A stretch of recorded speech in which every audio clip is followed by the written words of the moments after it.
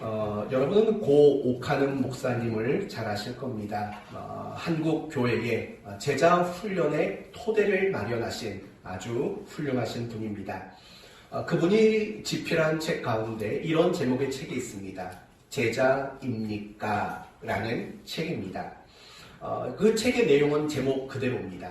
과연 제자란 어떻게 사는 것이 과연 제자다운 삶인가? 그런 내용을 다루고 있는 책입니다. 그렇다면 옥 목사님은 왜 이런 책을 집필하셨을까요? 그 이유는 이런 것들 때문입니다.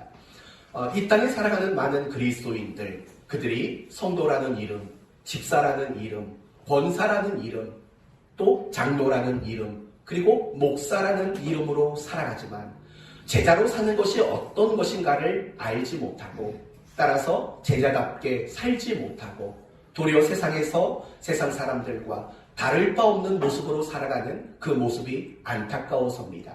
그래서 이 땅을 살아가는 많은 그리스도인들에게 과연 제자의 삶은 무엇인가 그것을 가르쳐주기 위해 그 책을 집필하신 겁니다. 그러면 여러분에게 묻습니다. 여러분은 제자이십니까? 여러분은 제자답게 살아가고 계십니까? 오늘 본문을 통해서 제자답게 살아가는 것이 무엇인가를 확인하고 또 여러분 모두가 그렇게 살기를 소원하고 다짐하는 그런 시간이 될 수 있기를 바랍니다. 오늘 본문은 예수님이 많은 제자들 가운데 12를 택하시고 그들에게 무엇을 임명했습니까? 사도로 임명하시고 그리고 나서 예수님이 그들과 함께 산에서 내려오셨을 때 일어난 일들을 소개하고 계십니다. 어떤 일이 일어났는지 한번 봅시다. 17절. 예수께서 그들과 함께 내려오사 평지에 서시니 그 제자의 많은 무리와 예수님의 말씀도 듣고 병고침을 받으려고 유대 사방과 예루살렘과 두로와 시돈의 해안으로부터 온 많은 백성도 있더라. 산에서 내려오신 예수님과 12명의 사도들, 그들에게 일어난 일이 뭡니까? 나머지 제자들의 무리가 예수님에게 나왔고 또 여기 사방에서 모여 나온 많은 백성들이라는 무리들이 예수님께 나오는 바로 그런 내용들이 소개가 되고 있습니다. 여기서 여러분이 주목할 것은 이런 것들입니다. 지금 오늘 본문을 보면 예수님에게 나온 사람들 그리고 예수님을 따라가는 사람들 그들을 두 부류로 구분하고 있다는 겁니다. 첫째는 제자라는 무리들로 첫 번째는 구분이 되고 또 하나는 제자가 아닌 그저 예수님을 따라 나온 많은 백성이라는 무리로 소개가 되고 있다는 것을 보게 됩니다. 그리고 그 많은 백성들은 18절, 19절 말씀을 보니까 여러 가지 문제를 해결받게 됩니다.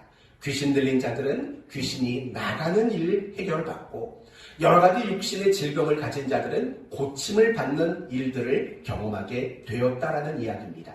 그렇다면 오늘 이 본문을 통해서 우리가 첫 번째로 살펴볼 내용은 이런 것입니다. 우리가 인생을 살다가 겪게 되는 다양한 문제들을 만나게 됩니다. 그 문제들을 하나님께로 가지고 나가야 한다라는 이 점을 첫 번째로 생각해 보려고 합니다. 두 부류가 예수님께 나왔다고 했습니다. 하나는 제자의 무리, 그리고 또 하나는 백성의 무리, 이렇게 두 부류가 나왔습니다. 그렇다면 이 백성의 무리들에 대해서 먼저 생각을 해봅시다. 이들은 정말로 다양한 지역에서 예수님께 나온 사람들입니다. 오늘 본문 17절을 보시면 그들이 어디에서 왔다고 몇몇 지역을 언급하고 있습니다. 첫 번째는 어디입니까? 유대 사방입니다. 그러니까 유대 사방이라는 말은 1차적으로는 유대 땅 여러 곳에서 왔다라는 겁니다. 그런데 또 하나의 의미는 이 유대 사방이라는 말이 이스라엘의 가장 남쪽 지역이라는 의미도 있습니다. 그러면 여러분 이스라엘 땅에서 가장 남쪽 지역이 어딜까요? 바로 네게부 지역입니다. 부엘세바가 있는 네게부 지역이 이스라엘의 가장 남쪽 지역입니다. 그러면 그 네게부 지역에서부터 갈릴리까지 왔다는 겁니다. 직선 거리로, 그저 직선 거리로 따져도 200km가 넘는 거리입니다. 두 번째는 어디서 왔다고 말합니까? 예루살렘에서 왔다고 합니다. 이 예루살렘은 그 이스라엘 땅, 유대 땅의 중심부입니다. 이 예루살렘에서 갈릴리까지의 거리도 대략 120km가 되는 직선 거리로 그 정도의 거리입니다. 그 다음은 어디입니까? 두로와 시돈입니다. 이 두로와 시돈은 어디냐면 지금 예수님이 계신 그 갈릴리 지역의 북쪽 지역입니다. 갈릴리 지역 북쪽에서 40km 떨어진 곳이 두로고 또 그 갈릴리에서 80km 떨어진 곳이 시돈이라는 지역입니다. 그리고 중요한 것은 무엇이냐면 이 두로와 시돈이라는 지역은 엄밀히 말하면 이스라엘 땅은 아닙니다. 이스라엘 땅에 붙어있는 또 다른 나라인 겁니다. 그러니까 정말 여러 지역에서 사방팔방에서 많은 사람들이 예수님에게 나왔다는 사실을 우리에게 보여주고 있는 거죠. 그렇다면 그들은 도대체 예수님께 왜 나왔습니까? 어떤 문제를 그들이 가지고 있었습니까? 오늘 본문은 두 가지의 문제를 가지고 있었다고 말합니다. 첫째는 귀신 들림이라는 문제, 그리고 두 번째는 온갖 질병이라는, 육체의 질병이라는 그런 문제들을 그들이 가지고 있었던 겁니다. 그리고 중요한 것은 19절 말씀을 보면, 18절, 19절을 보면 예수님께 나온 사람들 모두가 다 그 문제에서 해결을 받았다고 이야기를 합니다. 단 한 사람도 실망스럽게 자기의 집으로 돌아간 사람이 없습니다. 문제를 가지고 나온 모든 사람들이 그 문제를 해결받았다라고 우리에게 말해주고 있는 겁니다. 여기서 우리는 몇 가지 알 수가 있습니다. 첫째는 우리가 믿는 하나님은 그 어떤 문제도 해결하실 수 있는 능력을 가지신 분이라는 겁니다. 하나님이 해결할 수 없는 문제는 존재하지 않는다라는 말입니다. 두 번째는 그런 능력을 가지신 하나님은 우리의 문제를 해결해 주시기를 기꺼이 원하시고 바라시는 분이라는 겁니다. 우리가 어떤 문제를 가지고 나아갈 때 해주기 싫은 마음, 그 문제를 해결해 주고 싶지 않은 마음, 이런 마음이 눈꽃만큼도 없는 분이에요. 문제를 해결해 주시기를 원하시는 바로 그런 하나님이시죠.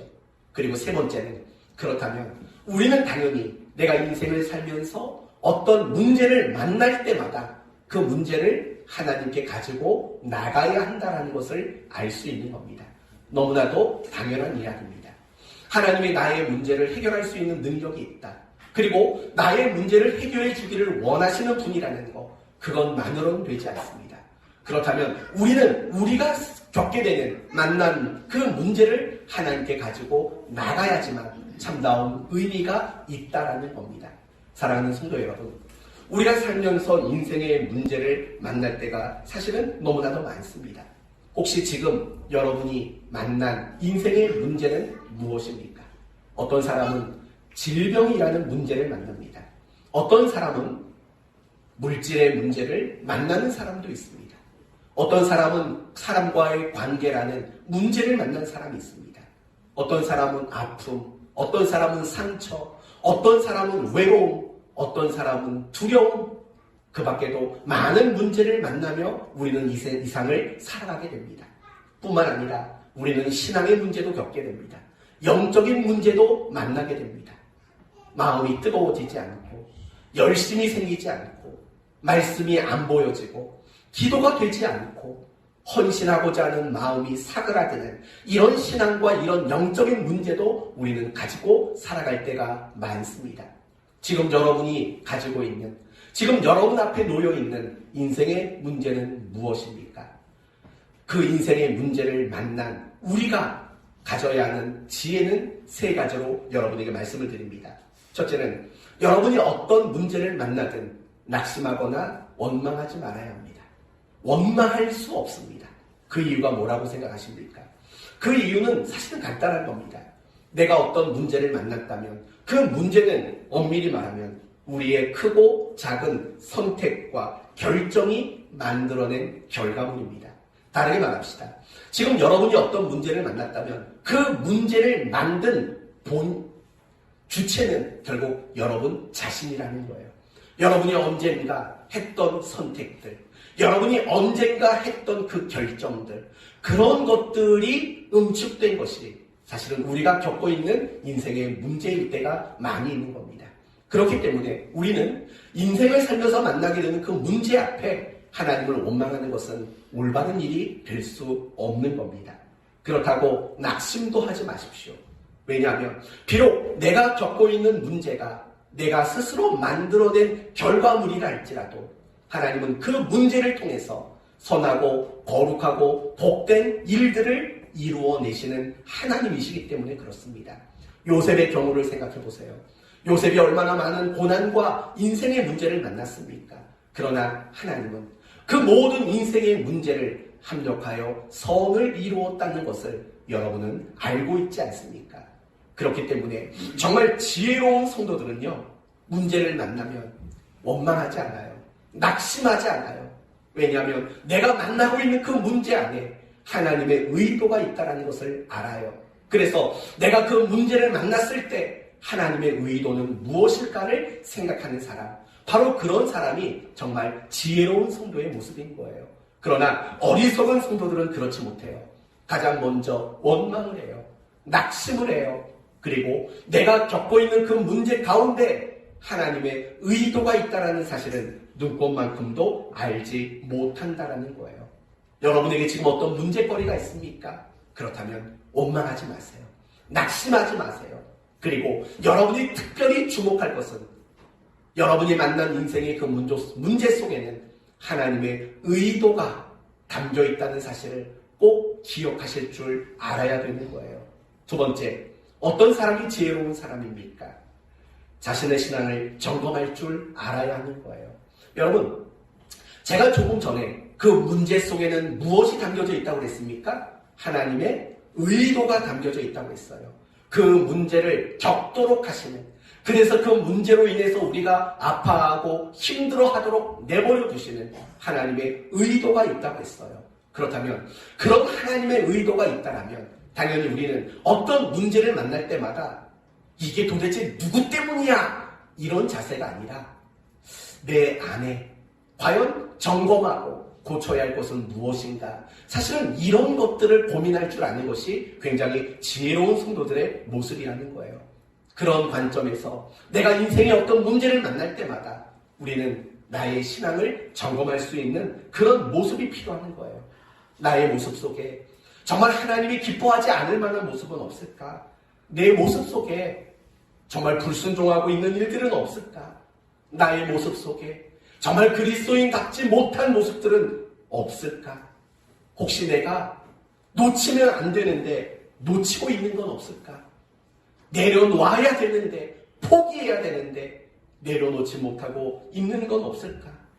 혹시 나의 모습 속에 하나님께 경고받고 있는 그런 모습은 없을까? 하나님이 이 문제를 통해서 나에게 말하려고 하는 건 없을까? 나를 깨닫게 하시려는 것은 없을까? 사실은 이런 식의 점검이, 고민이 우리에게 필요한 거예요. 정말 지혜로운 성도들은 항상 그래요. 어떤 문제를 만나면 도대체 누구 때문이야? 이런 관점이 아니라 내가 뭘 잘못한 게 없을까?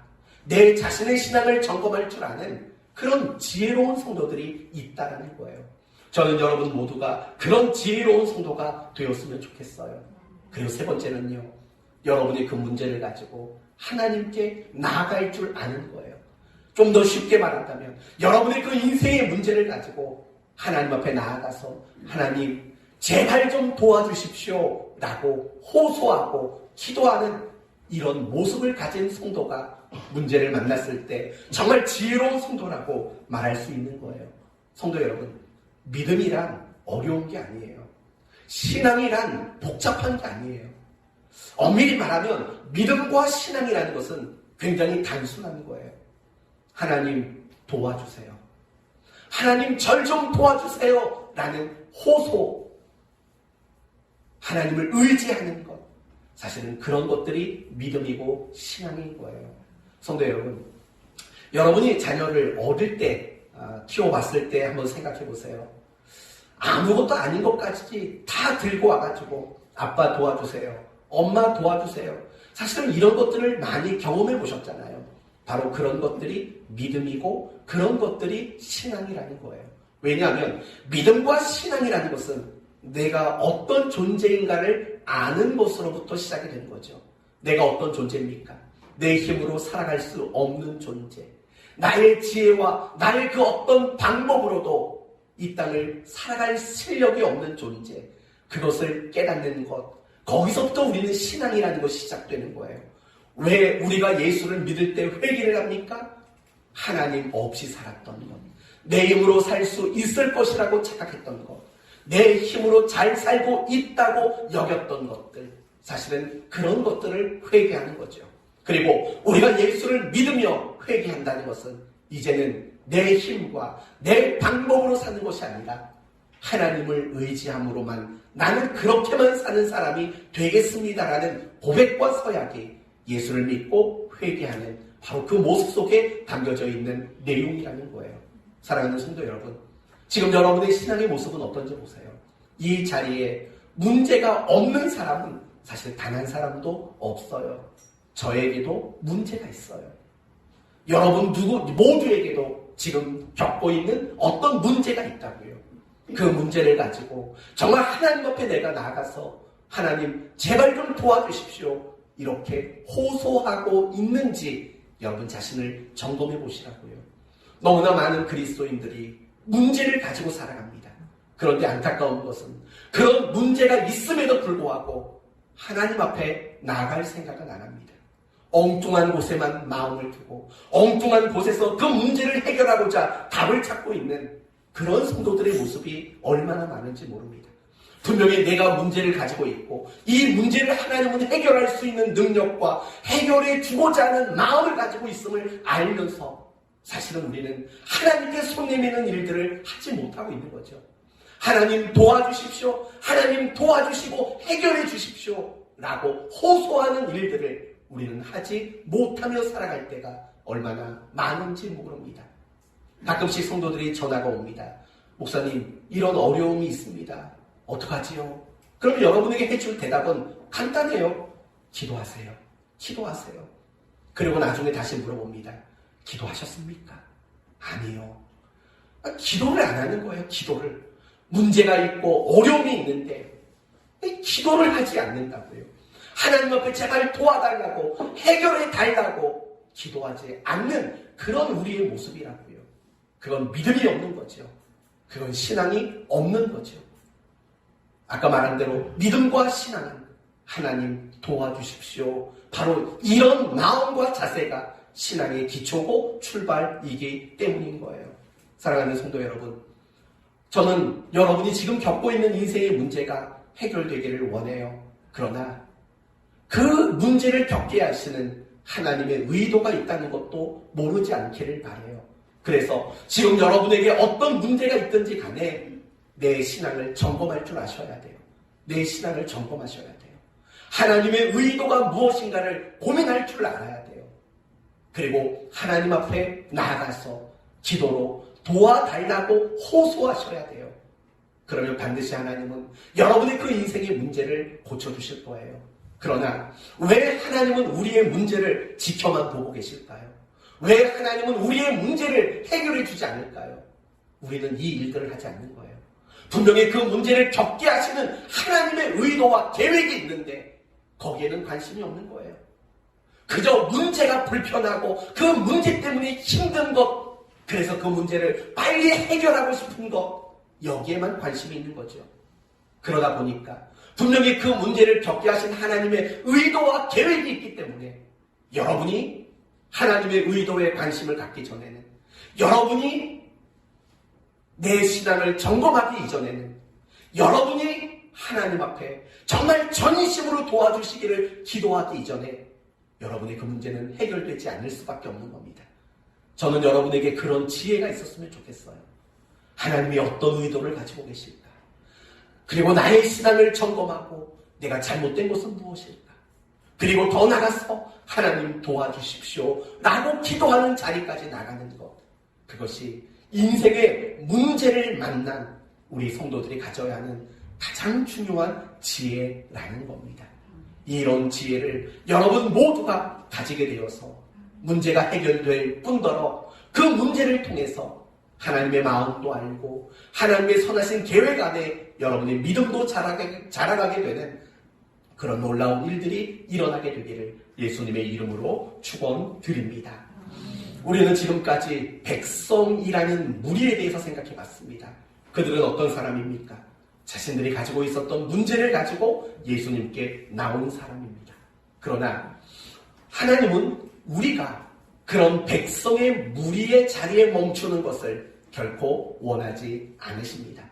하나님은 우리가 백성의 무리의 자리에 있지 말고 바로 제자의 무리로 들어가는 자가 되기를 하나님은 원하고 있다는 겁니다. 다시 한번 백성의 무리에 대해서 생각해 봅시다. 그들은 어떤 사람입니까? 인생의 다양한 문제를 가진 사람들입니다. 그리고 그 문제를 가지고 그 먼 곳에서 예수님께 나온 사람입니다. 그리고 그 예수님을 따라갔던 사람들입니다. 그렇다면 물어봅시다. 그들은 왜 예수님께 나왔을까요? 그들은 왜 예수님을 따라다니고 있는 것일까요? 이유는 간단합니다. 예수님께 대한 놀라운 소식을 들었기 때문입니다. 어떤 소식을 들었을까요? 예수님의 가르침이 바리새인과 서기관들보다 훨씬 더 탁월하다라는 소문. 예수님이 그 어떤 병든 자들도 다 고치시더라라는 소문. 예수님이 심지어 눈에 보이지 않는 그 귀신의 존재까지도 쫓아내 주실 수 있는 분이라는 그런 소문을 들은 거죠. 그리고 그런 놀라운 일을 행하시는 예수님의 모습을 보고 싶었던 거죠. 그리고 더 나아가서 그런 능력을 가지신 예수님을 통해서 자신이 가지고 있는 인생의 다양한 문제들을 해결받고 싶은 마음으로 예수님께 나왔고 예수님을 따라갔다라는 거죠. 간단히 말하면 이거죠. 그들이 예수님에게 나오고 예수님을 따라가는 이유는 이런 겁니다. 자신이 바라는 것, 자신이 원하는 것, 자신이 소원하는 것, 바로 그것을 이루기 위해서 예수님께 나왔다는 겁니다. 다르게 말한다면 사실은 그들은 예수님 그분 자신에게 관심을 가진 게 아닙니다. 그들이 정말 관심을 가진 것은 무엇일까요? 예수님이 가지고 있는 뭘까요? 능력. 예수님이 가지고 계신 능력.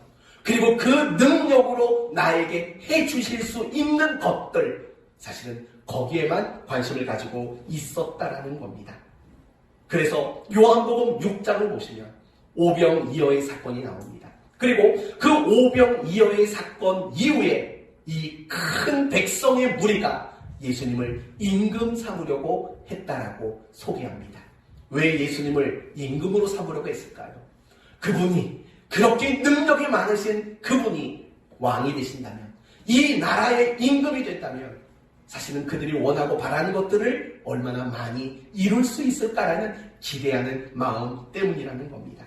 그렇다면 이제 두 번째로 제자의 무리는 어떤 사람들일까요? 이 제자의 무리 어떤 사람일까요?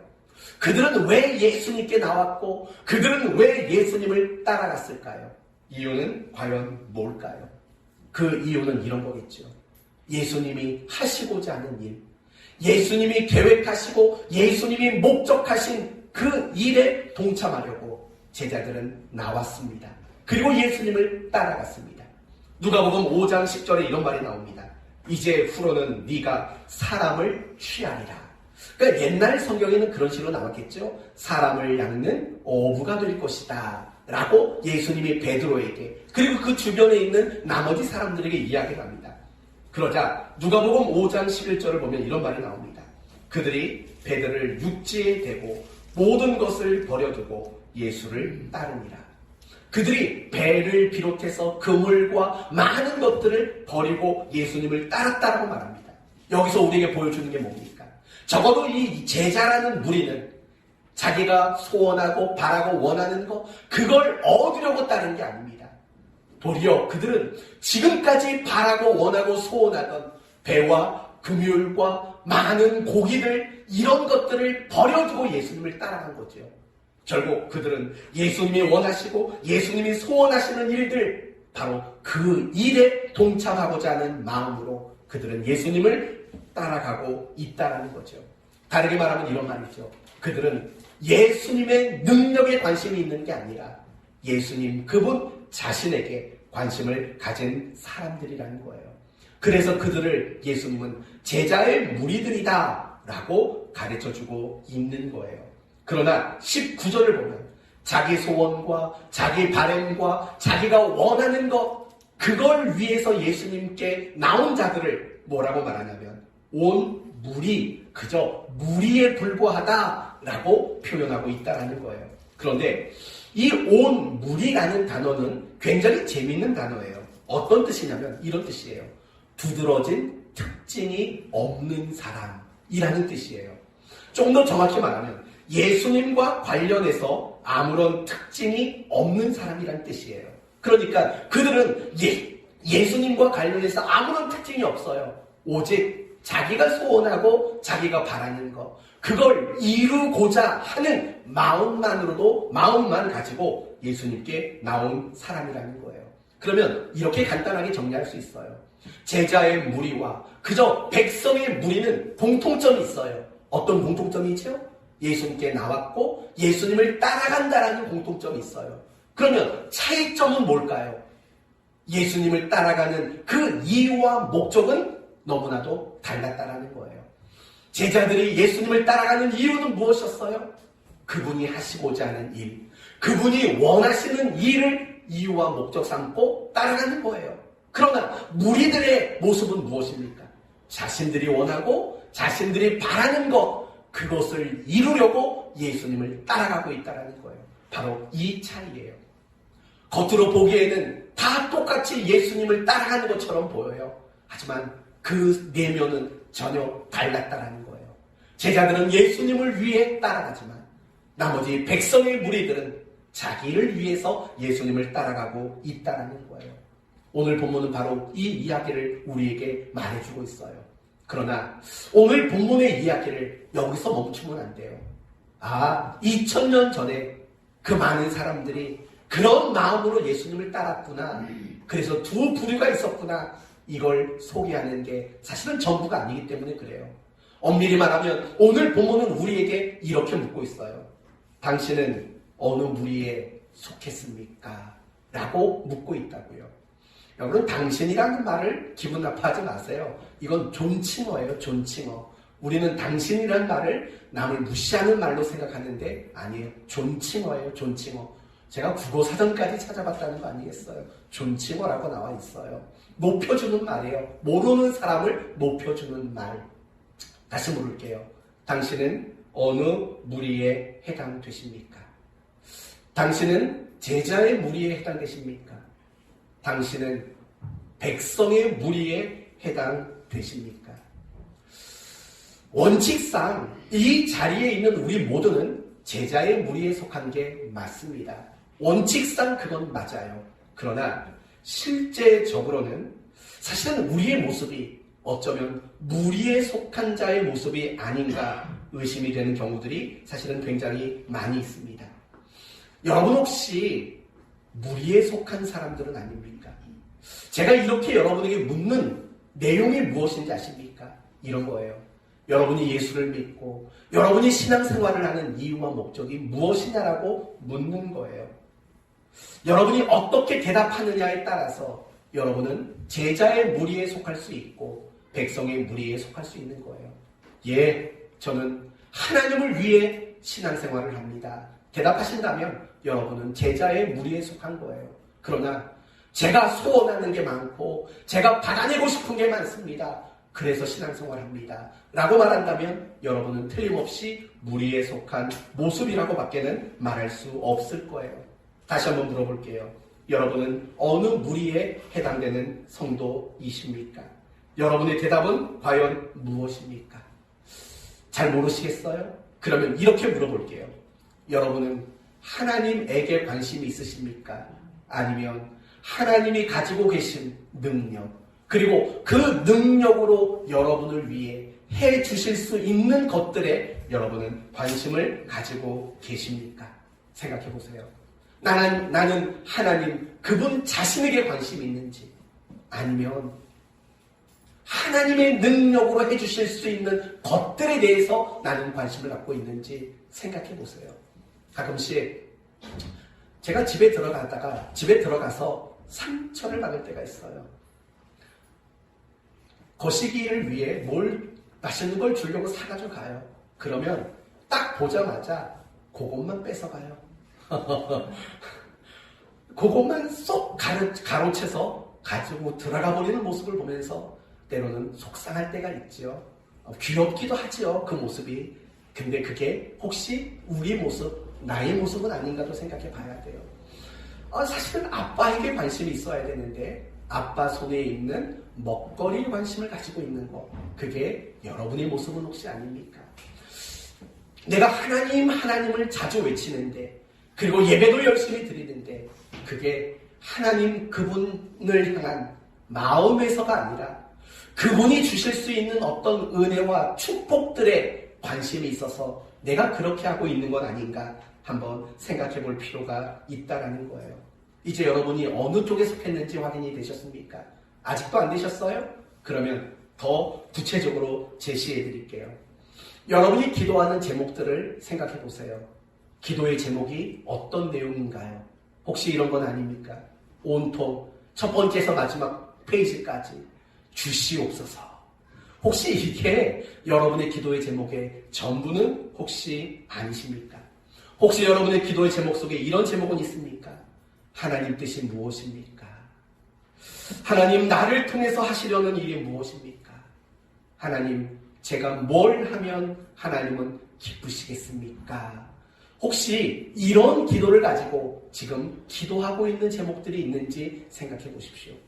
내가 기도하는 제목들만 점검해 봐도 내가 백성의 무리에 속한 사람인지 아니면 제자의 무리에 속한 사람인지 확인할 수 있습니다. 확인이 되셨습니까? 아직 안 되셨어요? 그러면 마지막으로 극단적으로 물어보겠습니다. 이 시간 이후로 예배가 끝나는 동시에 하나님이 여러분에게 더 이상 아무것도 주지 않는다면, 여러분이 아무리 기도해도 더 이상 하나님이 응답해 주시지 않는다면, 여러분이 아무리 호소를 해도 여러분의 인생의 문제를 이제는 해결해 주지 않겠다고 하신다면, 그래도 그 하나님을 예배하시겠습니까? 이 질문을 가지고 여러분 마지막으로 점검해 보세요. 하나님이 더 이상 아무것도 안 해주실 거예요. 여러분이 아무리 눈물방울을 뚝뚝 떨어뜨려도 응답해 주지 않으실 거예요. 여러분의 문제를 가지고 아무리 도와달라고 손 내밀어도 여러분의 손을 뿌리치실 거예요. 그래도 하나님을 사랑할 마음 있으십니까? 그래도 하나님께 예배드리고 그래도 하나님을 가까이 할 마음이 있으십니까? 이건 대답 좀 들어야겠어요. 그럴 마음이 있으면 아멘 하시고 그럴 마음 없으시면 안 하셔도 괜찮아요. 그럴 마음 있으신가요? 이 마스크를 껴서 누가 입을 움직였는지 도무지 확인이 되질 않아요. 너무 답답해요. 이럴 때는 선물이라도 하나씩 드리고 싶어요. 이 마스크 앞에 이렇게 투명 아크릴로 된 그 마스크라도 해서 한번 봤으면 좋겠는데 답답하긴 하지만 여러분이 모두가 아멘 했으리라 생각합니다.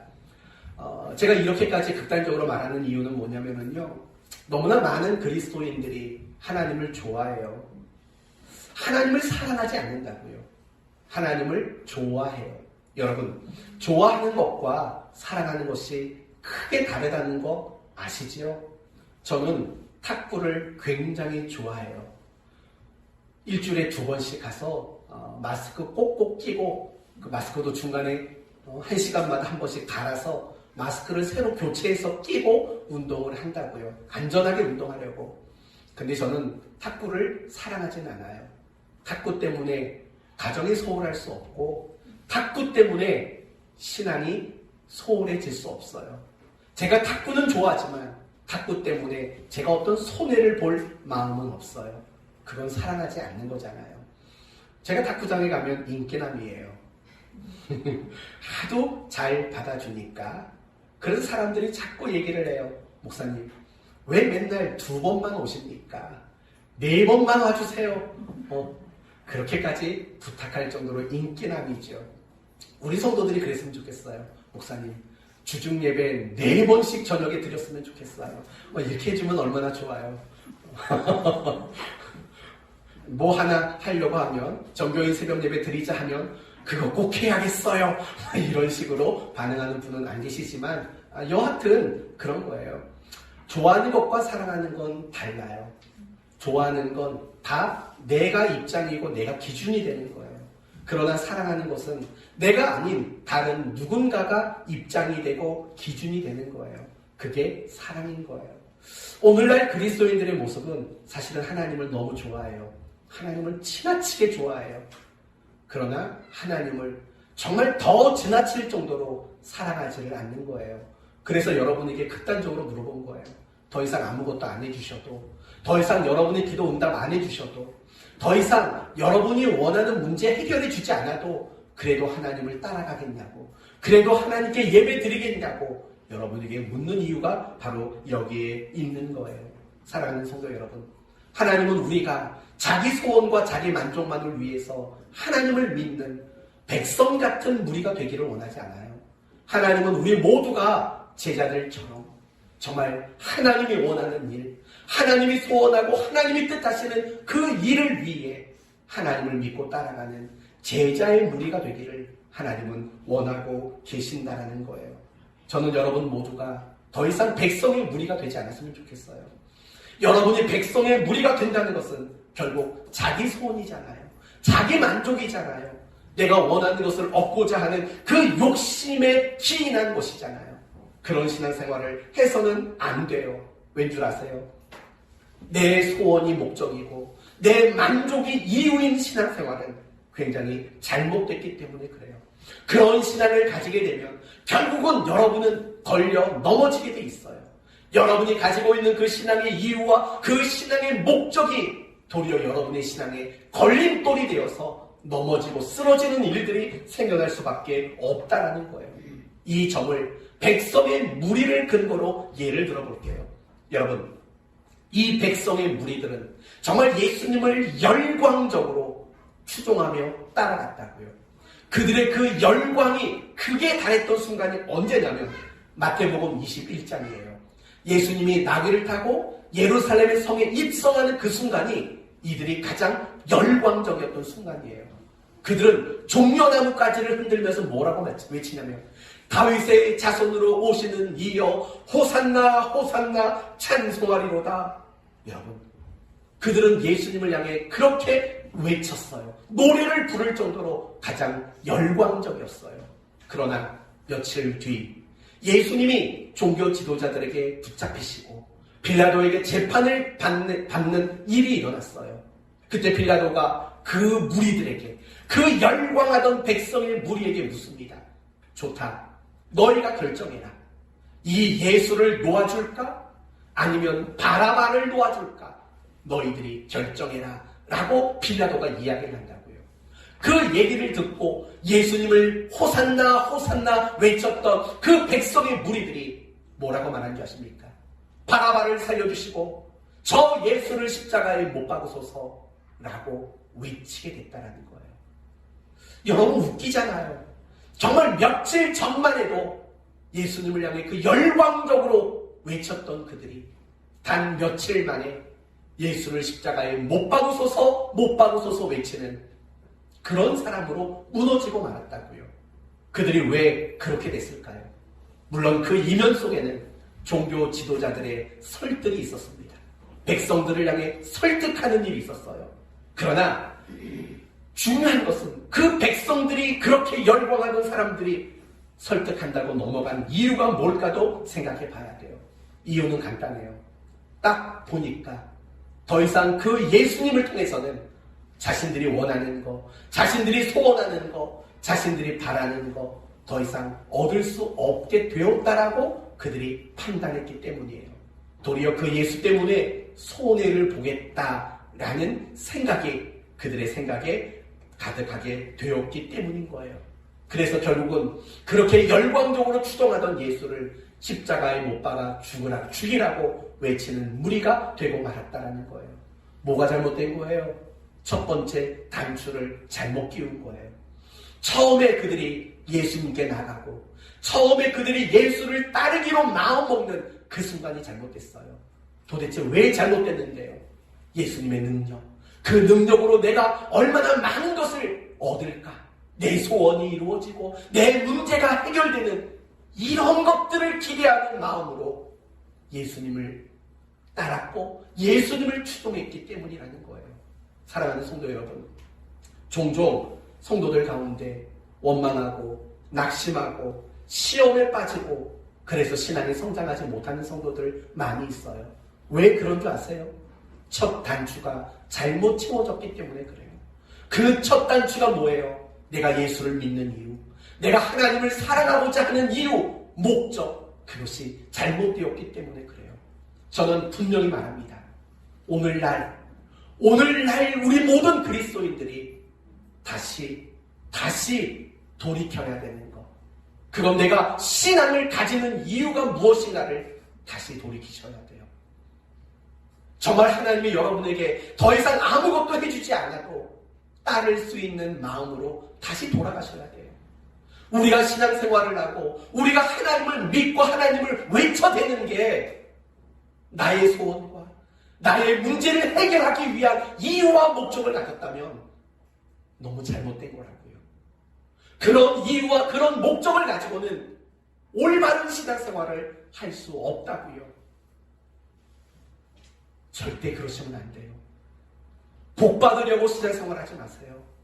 이미 여러분이 신앙을 가졌다는 것은 모든 복의 주인이 되었다는 말과 똑같은 거라고요. 무슨 복을 더 구하세요? 무슨 복을 더 받으려고 하세요? 정말 여러분의 신앙의 이유와 목적이 뭔가를 정확히 점검해 보세요. 왜 자꾸 시험에 드세요? 왜 자꾸 원망하고 낙심하시냐고요? 그 첫 단추가 잘못돼서 그러는 거예요. 내가 신앙생활하는 이유가 철저히 나만을 위한 신앙생활을 이유와 목적으로 삼았기 때문이에요. 반드시 그런 이유와 그런 목적을 가지고 신앙생활한다면 넘어질 수밖에 없어요. 여러분의 신앙은 견고할 수가 없어요. 오직 우리의 신앙의 이유와 목적은 여러분에게 늘 강조하잖아요. 신앙의 이유와 목적이 뭐라고요? 감사와 보답이라고요. 감사와 보답이라고요. 이거 말고는 내가 교회 다니는 이유가 없어요. 이 이유 말고는 내가 그리스도인으로 살아가는 이유와 목적은 없어요. 감사하고 보답하는 마음, 그게 신앙의 유일한 그리고 궁극적인 이유이고 목적이어야 하는 거예요. 그렇다면 어떻게 감사하고 어떻게 보답해요? 이 부분도 여러분에게 늘 강조하죠. 하나님의 인격과 그분의 성품을 닮아가는 게 그게 감사라고요. 그저 한 주간을 살면서 감사하는 마음으로 감사 헌금을 드리는 게 감사가 아니라, 물론 그것도 감사의 표현이죠. 진정한 감사, 진정한 보답은 하나님의 인격과 하나님의 성품을 닮아내는 것, 그게 감사와 보답이고 그게 신앙생활의 가장 중요한 본질일 수밖에 없는 거예요. 여러분이 저와 함께 신앙생활을 하게 된다면 계속 이 이야기를 수없이 들을 거예요. 감사와 보답, 하나님의 인격과 성품을 닮아가는 것, 이것이 우리의 신앙의 본질이고 이것이 우리의 신앙의 이유이며 목적이어야 하는 거예요. 이런 사람은요, 그 어떤 문제가 와도 하나님을 원망할 이유가 없어요. 낙심할 이유도 없고요. 시험에 빠질 이유도 없고 신앙이 흔들리고 신앙이 넘어지는 일들이 일어날 수 없어요. 전 오늘 말씀을 묵상하면서 이런 마음이 들더라고요. 과연 우리는 언제쯤 하나님에게만 관심을 가질 수 있을까? 과연 언제쯤 하나님의 능력과 그 능력으로 해주시는 것에 대해서 더 이상 마음을 두지 않는 날이 과연 언제쯤 올까? 그저 하나님 한 분만으로 감사하고 그저 하나님 한 분만 사랑하는 마음으로 언제쯤 내 마음이 가득 찰까? 우리 성도들의 마음이 언제쯤 그런 마음으로 가득 찰 수 있을까? 이런 마음이 너무 많이 들었어요. 사랑하는 성도 여러분, 다른 것에 마음을 빼앗기지 않았으면 좋겠어요. 우리가 정말 신앙생활하는 동안에 하나님 그분을 알아가는 거, 하나님 그분을 사랑하는 거, 그거면 전부였으면 좋겠다고요. 그게 진짜 신앙생활 아닐까요? 그게 하나님이 우리에게 바라시는 진정한 제자의 모습 아닐까요? 사실 우리의 모습은 무리들의 모습일 때가 너무 많아요. 백성의 무리일 때가 너무 많다고요.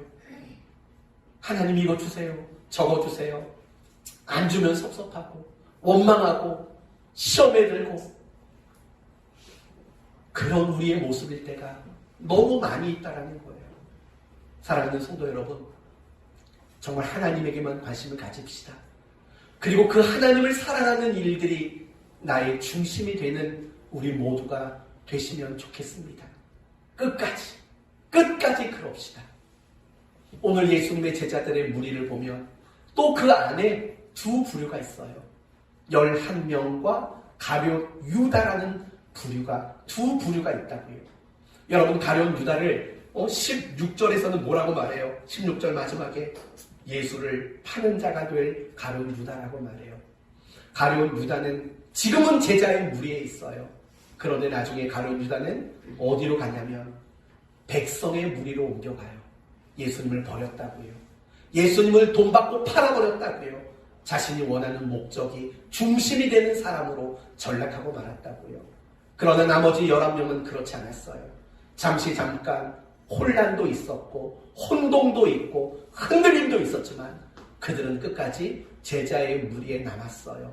그리고 그들은 결국 순교로 그들의 목숨을 하나님께 아름답게 제물로 올려 드렸다고요. 사랑하는 성도 여러분, 제가 이런 말을 드리는 이유는 간단해요. 지금 여러분은 제자의 무리에 있을 수 있어요. 그러나 끝까지 그 자리에 있어야 돼요.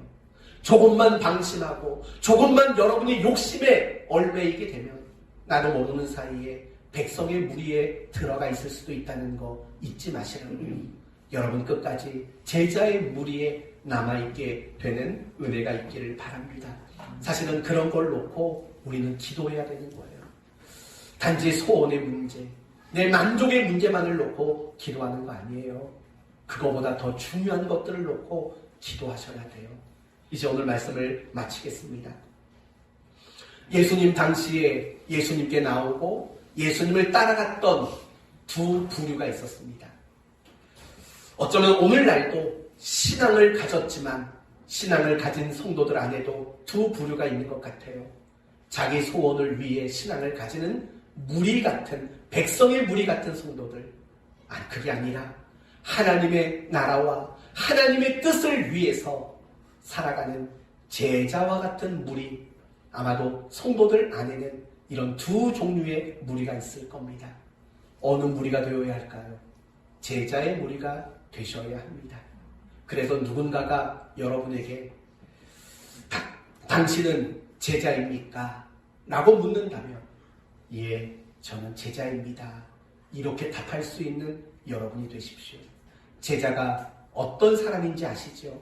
나의 소원과 나의 목표와 나의 만족이 이유와 목적이 아닌 하나님 사랑함, 하나님의 나라, 이것이 이유이고 목적인 사람. 감사와 보답, 하나님의 인격과 성품을 닮아내는 것이 중심이고 본질인 사람. 바로 이런 사람이 제자입니다. 여러분이 끝날까지 이 땅을 제자로 살아가시기를 예수님의 이름으로 축원드립니다. 아멘. 기도합시다. 하나님 감사합니다. 예수님을 향해 나와 예수님을 따라갔던 두 부류의 무리가 있음을 보았습니다. 제자들의 무리와 백성들의 무리가 있었습니다. 백성들은 자신이 원하는 것과 소원하는 것이 목적인 따름이었고, 제자들은 예수님과 그분이 하고자 하는 일이 목적인 따름을 가졌던 사람들입니다. 어쩌면 오늘날 성도들의 모습 속에서도 두 부류가 있을 겁니다. 제자다운 무리가 있을 것이고 백성의 무리 같은 그런 성도들도 있을 겁니다. 하나님, 우리 사랑하는 교회 성도들 모두 제자가 될 수 있도록 도와주십시오. 신앙생활을 하는 이유가 감사와 보답이 되게 하시고 하나님의 인격과 성품을 닮아내는 것이 이유와 목적인 제자가 되게 하시옵소서. 그럴 때 우리는 날마다 하나님이 기뻐하는 삶을 살게 될 것이고 하나님이 책임져 주시는 인생을 살게 될 것입니다. 누군가가 당신은 제자입니까? 라고 물을 때 예, 저는 제자입니다 라고 자신 있게 말할 수 있는 이런 성도의 삶을 살게 하시옵소서. 우리 사랑하는 성도들, 어떤 어려운 문제가 있습니까? 하나님 의도에 관심을 갖고 하나님께 도와주시기를 기도하는 자리로 나아가게 하시옵소서. 그러나 하나님이 문제를 해결해 주지 않아도 여전히 감사와 보답의 마음으로 살게 하시옵소서. 이런 제자들이 되게 해 주옵소서. 예수님의 이름으로 기도 올리옵나이다. 아멘.